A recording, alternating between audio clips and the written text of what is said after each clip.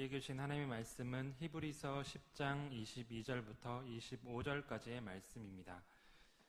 히브리서 10장 22절부터 25절까지의 말씀입니다.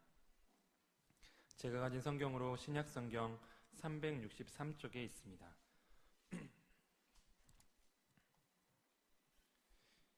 히브리서 10장 22절부터 25절까지 말씀을 저와 여러분 한 절씩 교독하겠습니다. 우리가 마음에 뿌림을 받아 악한 양심으로부터 벗어나고 몸은 맑은 물로 씻음을 받았으니 참 마음과 온전한 믿음으로 하나님께 나아가자.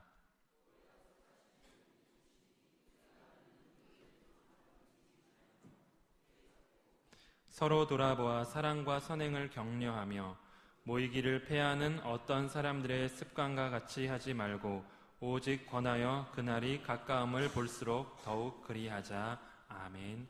담임 목사님께서 그날이 가까움을 볼수록이라는 제목으로 하나님 말씀 선포해 주시겠습니다. 할렐루야. 역사를 보는 관점이, 어떤 사람들은 역사는 돌고 돈다, 원을 돌같이 돈다라고 순환한다고 보기도 한다마는 기독교의 역사관은 직선입니다. 역사는 시작이 있고 끝이 있다고 봅니다. 성경에서 하나님은 하나님의 창조가 역사의 시작점이요 예수 그리스도의 다시 오심이 역사의 마지막이라고 말합니다.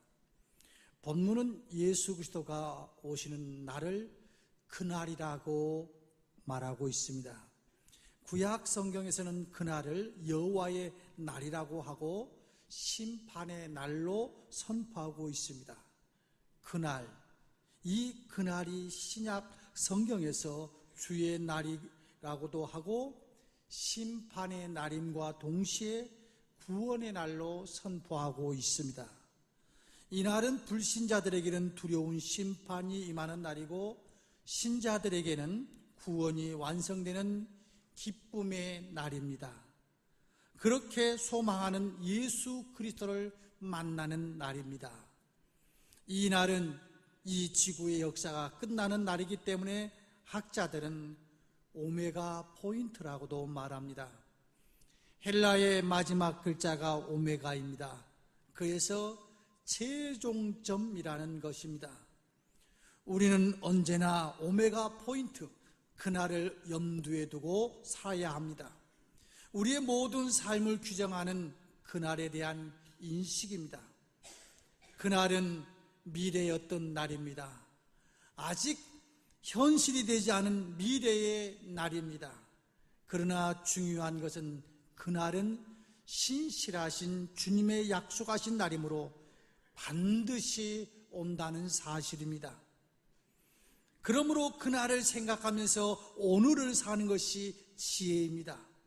어리석은 사람과 지혜로운 사람의 차이는 어디에 초점을 두고 사느냐입니다. 어리석은 사람은 오늘에 초점을 두고 삽니다. 그러나 지혜로운 사람은 내일에 초점을 두고 삽니다. 학생들을 가만히 살펴보면 그들의 장래를 대강 짐작할 수 있습니다. 자기의 장래를 생각하지 않고 현재 즐거움만 찾는다면 그들의 미래는 밝을 수가 없습니다. 현재 노세 젊어서 노세 하면 그는 영향력 있는 리더가 되기 어렵습니다. 그러나 미래의 어느 날 성취할 자기의 꿈을 가지고 그날을 바라보면서 현재를 절제하고 꿈을 위해서 현재를 인내하면서 준비한다면 반드시 그들의 꿈을 성취하게 될 것이고 영향력 있는 리더십을 가지고 살게 될 것입니다. 장래에 초점을 두고 살아가야 지혜로운 삶입니다. 이것은 학생들에 대한 것만 아닙니다. 어른들도 마찬가지입니다. 어떤 부인은 사치하느라 수입보다 지출을 많이 합니다. 또 어떤 남자는 술을 너무 마셔 알코올 중독자가 되기도 합니다. 어떤 이들은 현재의 쾌락을 위하여 부부의 의를 벗어나기도 합니다. 자신이 망가지고 가정이 깨어지는 것도 모르고 그것을 즐거움으로 삼고 살아갑니다. 그리고 나중에 후회합니다. 너무도 어리석은 삶이지요. 가정의 행복과 자신의 건강과 자녀들의 앞날을 생각하면서 오늘을 검소하고 절제하면서 살아가는 이들이 지혜로운 이들입니다. 지혜로운 여성은 여름에 겨울옷을 준비하고 겨울에 여름옷을 준비하며 산다고 합니다. 지혜로운 사람은 앞을 생각하여 현재를 거기에 맞추어 살아갑니다. 항상 미래를 중심으로 현재를 살아가는 것이 지혜로운 자들의 삶입니다. 신앙의 지혜도 여기에 있습니다. 지혜로운 신자는 그날을 생각하면서 오늘을 절제하고 준비하면서 살아갑니다. 그러므로 그날이 덫과 같이 다가온다 해서 두려울 것이 없습니다. 주님은 이런 비유를 말씀하셨습니다. 한 부자가 재물을 쌓아놓고 영혼에게 이제 여러 해 쓸 물건을 쌓아두었으니 먹고 마시고 편하게 살자고 합니다. 그때 하나님께서 오늘 밤 내 영혼을 찾아가면 내가 준비한 것이 네 것이 되겠느냐고 묻습니다. 이것은 그날을 준비하면서 살아야 한다는 교훈의 말씀입니다. 그날은 준비된 사람에게는 기쁨과 영광의 날입니다. 그러나 준비되지 않는 사람에게는 그날은 고통과 두려움의 날입니다. 그날은 우리 모두의 인생을 결산하는 날입니다. 그날은 지금까지 살아왔던 우리 모든 삶이 있는 그대로 드러날 수밖에 없고 판단되고 증량될 수밖에 없는 날입니다. 그날에는 모든 것이 벌거벗은 듯이 드러날 것입니다. 그날은 모든 가식이 벗겨질 것입니다. 그날에는 허망하게 쌓아올렸던 것들이 다 무너지고 말 것입니다. 그날에는 모든 진실이 드러날 겁니다. 그날은 사람의 힘으로는 무엇인가 좌우할 수 있는 것이 아무것도 없는 날입니다. 그러므로 그날을 생각하면서 주님 오시는 최종적인 그날을 생각하면서 오늘 본문의 말씀은 우리가 어떻게 살아야 될 것인가 지혜의 말씀을 우리에게 세 가지로 말씀하고 있습니다. 첫째는 이제 종말이 점점 가까워지고 주님 오시는 날이 가까워지는데 그때 어떻게 해야 될 것인가 23절을 함께 보겠습니다. 23절입니다. 23절 같이 읽습니다. 시작. 또 약속하신 이는 미쁘시니 우리가 믿는 도리의 소망을 움직이지 말고 굳게 잡고 우리의 소망을 움직이지 말며 굳게 잡고 우리의 소망은 예수 그리스도께서 약속하신 것입니다. 예수 그리스도는 생명이 영원한 부활의 세계를 약속하셨습니다. 우리의 조상인 아담이 범죄함으로써 영생을 잃어버렸습니다. 그러나 예수 그리스도는 하나님께서 순종함으로 우리에게 영생을 되찾아 주셨습니다. 그러므로 예수 그리스도를 믿는 사람은 주님이 다시 오시는 그날에 부활의 생명을 얻을 것입니다. 이것이 우리를 흔들 수 없는 소망입니다. 더 나아가서 예수 그리스도는 하나님의 나라를 약속하셨습니다. 예수 그리스도가 다스리는 나라, 모든 반목과 질시, 대립과 적대감, 탐욕과 이기심으로 얼룩진 세상이 아니라 서로에 대한 사랑과 격려와 헌신으로 이루어진 평화의 나라를 약속하셨습니다. 예수 그리스도의 다스림을 받을 때 이러한 약속이 이루어집니다. 예수 그리스도는 그날에 공갈을 가려 상을 주시는 분이십니다. 하나님께 나아가는 자는 하나님이 주신 상 주심을 믿어야 한다고 히브리서 11장 6절에서 말씀하고 있지요. 주님은 충성하는 자에게는 더 많은 것으로 맡겨주신다고 약속하셨습니다. 우리는 주님께 충성할 때 주께서 상급을 주신다고 소망한다고 하는 소망을 가지고 살아야 합니다. 사도 바울은 일생 이 소망을 굳게 잡고 살아갔던 사람입니다. 디모데후서 4장에 보면 전제와 같이 내가 벌써 부어지고 나의 떠날 시각이 가까웠도다. 나는 선한 싸움을 싸우고 나의 달려갈 길을 마치고 믿음을 지켰으니 이제 후로는 나를 위하여 의의 멸관이 예비되었으므로 주 곧 의로우신 재판장이 그날에 내게 주실 것이며 내게만 아니라 주의 나타나심을 사모하는 모든 자에게 라고 말씀하고 있습니다. 어떤 분이 인생 70을 살면서 자기의 인생을 한번 계산해 보았답니다. 그랬더니 70년 생에서 밥 먹는 시간이 9년이고 잠자는데 20년이고 공부하는데 7년, 일하는데 11년, 오락과 놀이에 8년, 몸 단장하는데 5년, 잡담하는데 3년, 교회에서 예배드리는 시간 6개월이었다고 합니다. 하나님께 예배하고 헌신하는 시간은 70 인생 중에서 6개월 정도밖에 되지 않더라는 겁니다. 이것을 경제적으로 계산해 보십시오. 자식을 위해서 쓴 돈, 부모를 위해서 쓴 돈, 나를 위해서 쓴 돈, 유익한 일에 쓴 돈, 쓸데없는 일이거나 해서는 안 되는 일에 쓴 돈, 그리고 하나님께 헌신하는 데 쓴 돈을 한번 생각해 보십시오. 하나님의 나라를 위하여 우리에게 주어진 소망을 위하여 우리가 사용하는 시간과 물질이 얼마나 됩니까? 불신자들은 세상에서 올 것들을 상으로 받고자 하지만은 우리는 썩지 아니하고 변하지 아니할 영광의 멸관을 받기 위해 소망하고 있습니다. 이것은 주님이 그날에 우리에게 주실 것입니다. 소망을 흔들리지 말고 굳게 잡으라. 이제 말세가 점점 가까워지면은 우리 이 세상에 소망을 가지고 살아가는 인생들이 많아지는데 그건 진짜 소망이 아니고 하나님께서 약속하신, 우리 예수 그리스도께서 약속하신 그 소망을 잡으라는 겁니다.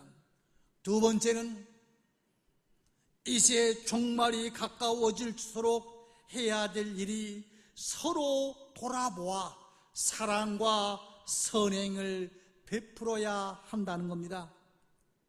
새들 가운데 서로 잘 돌보는 새는 기러기라고 합니다. 기러기는 그리 강한 새가 아니랍니다. 날개도 약하다고 합니다. 그러나 기러기는 새 가운데 가장 멀리 날아가는 새라고 합니다. 1년에 한 번 오고 한 번 가기에 장거리를 2번 이동하는 셈이지요. 기러기는 날아갈 때 언제나 V자형으로 날아간다고 합니다. 그 가장은 공기를 효율적으로 이용하여 비행하기 위함입니다. 조류학자들에 의하면은 기러기의 대형처럼 날아가는 것이 혼자 날아갈 때보다 71%나 더 많이 날 수 있다는 것입니다. 앞서가는 기러기가 힘이 들어 지치면 교대하면서 날아갑니다. 병든 기러기가 있으면 버리고 떠나는 법이 없다고 합니다. 몇 마리가 남아서 이제 같이 치료한 후에 또 같이 날아간다고 합니다. 미물인 새들도 이러할진데 하나님을 섬기는 성도들 마땅히 서로 돌보아야 합니다. 특히 그날이 가까움을 볼수록 서로 돌아보면서 사랑과 선행으로 격려해야 합니다. 왜냐하면 말세의 징조가 이겁니다. 말세가 되면 오직 자기만을 사랑하게 될 거라고 성경은 이미 말씀하고 있습니다.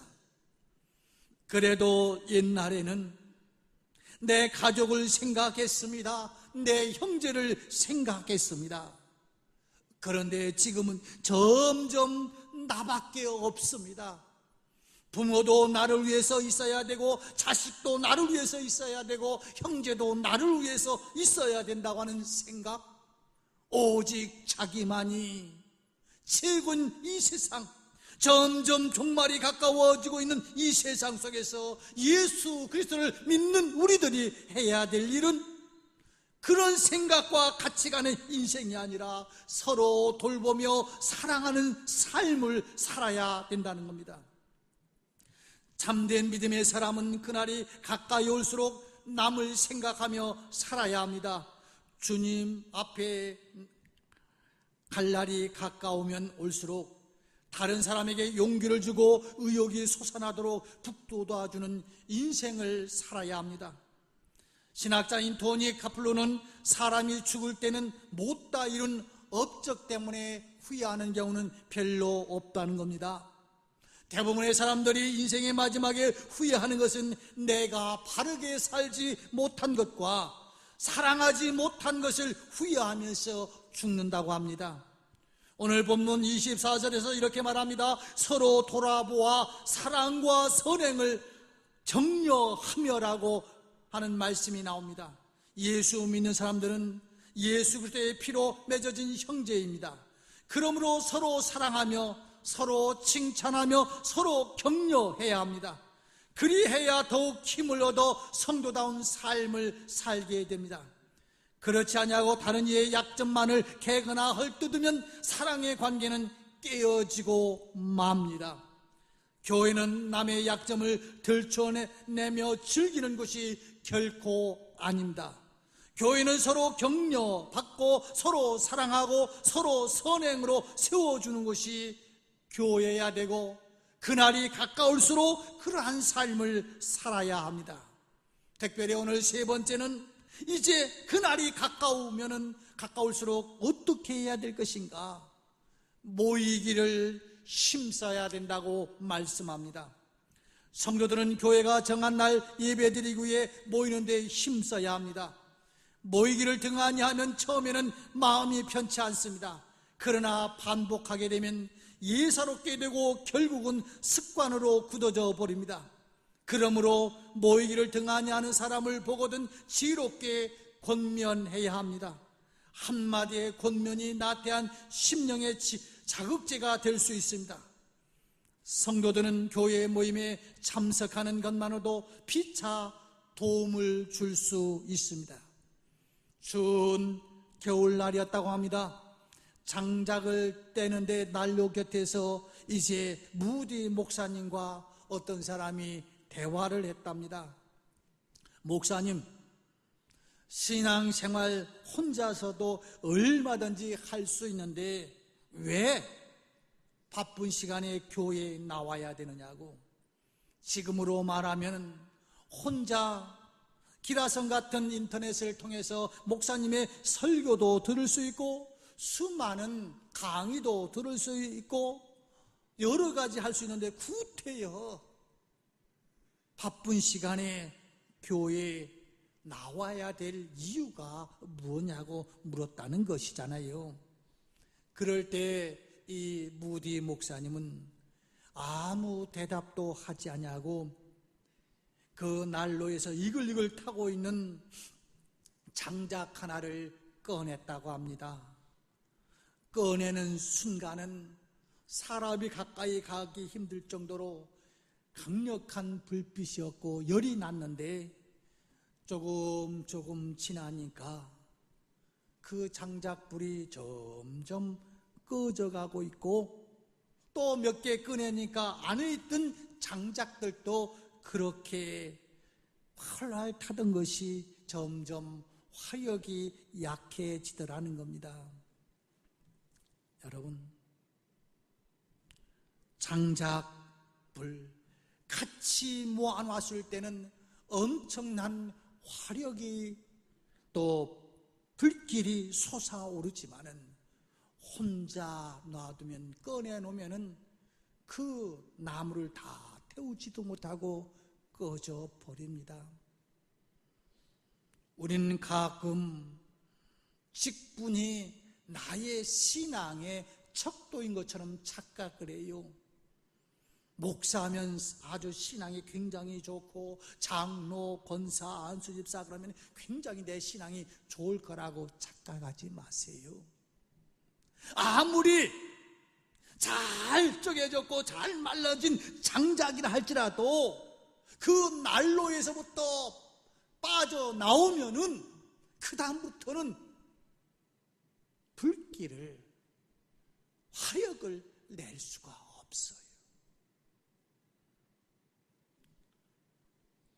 바쁜 시간에 내가 집에서 기도하고 집에서 찬송하고 집에서 성경 읽고 그러면 오고 가는 시간 빼앗기는 것보다 훨씬 낫겠지.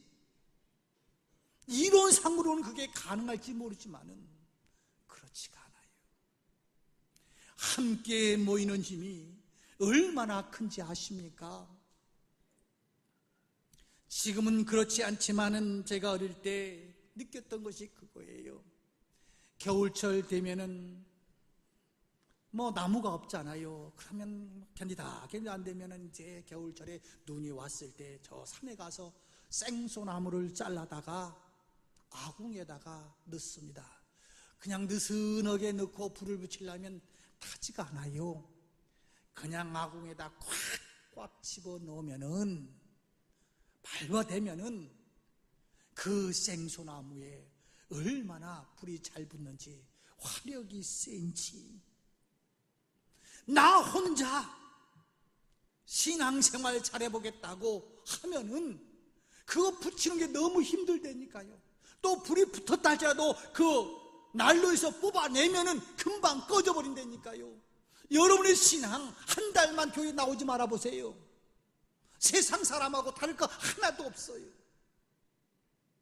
오늘 성경은 그러기에 이제 말세가 되면 주님 오실 그날이 되면은 시가고 장가들고 세상이 빠르게 돌아가기에 이렇게 모이는 일이 점점 약해질 수밖에 없는데 그날이 가까울수록 모이기에 힘쓰라고 이야기하고 있습니다. 진실로 다시 너에게 이르노니 너희 중에 두 사람이 땅에 합심하여 무엇이든지 구하면 하늘에 계신 내 아버지께서 그들을 위하여 이루게 하시리라. 두세 사람이 내 이름으로 모인 곳에는 나도 그들 중에 있느니라 라고 말씀하고 있습니다. 세상은 머물지 않고 계속 흘러갑니다. 우리가 언제 천국으로 부름을 받을지 모릅니다. 예수님께서 우리를 데리러 세상에 다시 오실 그날이 점점 가까워지고 있습니다. 그리고 이것은 흔들릴 수 없는 약속이자 진리입니다. 하루하루 그날이 가까움을 생각하면서 믿는 도리의 소망을 굳게 잡고 서로 돌아보아 사랑과 선행으로 격려하며 모이기를 힘쓰는 주의 종들 다 되시기를 주의 이름으로 축원합니다. 기도하겠습니다. 하나님 아버지, 그날이 가까울수록 주의 약속을 굳게 잡고 서로 사랑과 선행으로 격려하며 모이기에 힘쓰라고 하시는 주의 말씀이 바로 내가 실천하는 말씀이 되게 하여 주옵소서. 예수님의 이름으로 기도드리옵나이다. 아멘.